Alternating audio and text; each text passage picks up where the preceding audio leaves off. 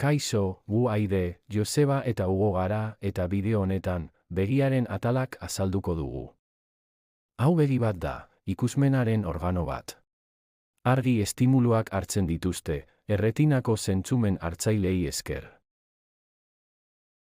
Hau, begiaren lehenengo atala da, kornea izenekoa. Kornea esklerotikaren alde gardena da. Hau da irisa. Disko koloreztatua da, argiaren sarrera kontrolatzen duena, erdian duen zuloa, beginina irekiz eda itxiz. Hau kristalinoa da.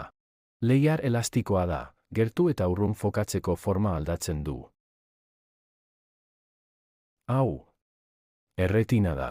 Argia jasotzen du, zentzumen hartzailei esker. Hau koroidea da. Odola elikatzeko odeol hodiak dituen geruza da. Hau esklerotika da. Begiaren kanpoko geruza gogorra, opakoa eta zuria da. Hau ikusmen nerbioa da. Nerbio bulkadak garunera eramaten ditu. Eskerrik asko entzuteagatik.